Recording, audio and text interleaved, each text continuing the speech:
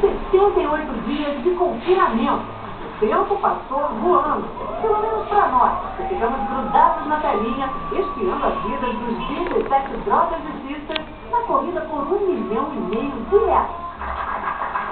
Bem, não custa nada voltar lá atrás, quando o Video Show visitou essa galera ainda no hotel, às vésperas da entrada na casa mais vigiada do país. Entre outras, uma das ideias era conhecer os planos e estratégias que prometiam ser a fórmula para faturar o BBB 10. Tão importante quando falar a coisa certa na hora certa, não falar nada na hora certa, né? Volto a dizer, talvez fora da casa você seja um cara muito legal, mas aqui dentro, na minha opinião, você é um saco. Você arrumou um namoradinho lá e você já pode lá na casa.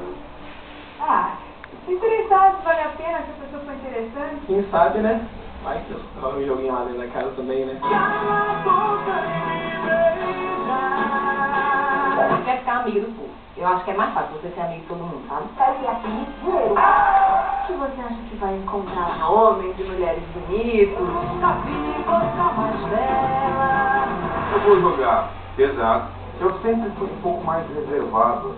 Se isso for fatal aqui dentro, pois, cara, tô ferrado.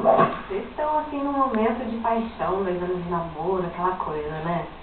2 anos e pouquinho, não é não? Não, mas a gente briga muito, na verdade. A gente não tá nessa paixão assim, toda outra. Cuidado com o seu coração, assim, tá batendo muito rápido ultimamente. Já que tá solteiro, se na casa assim tá um gatinho e tá um jabulitinho, ficaria sem vergonha, ciúme que estão vendo? Não, né? Não, Fregueira? mais ou menos.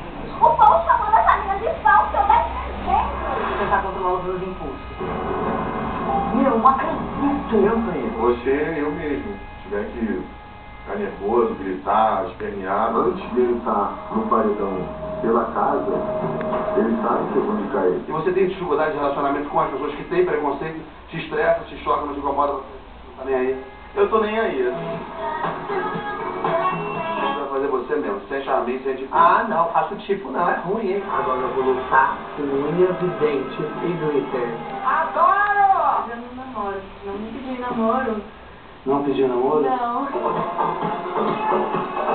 Dourado entrou depois dos brothers na casa. Eu sou um cara muito difícil de convencer, meus próprios amigos me falam isso. Chega, velho, tá bom, acabou já. O Big Brother 10 foi nota 1000, né, gente? A verdadeira novela da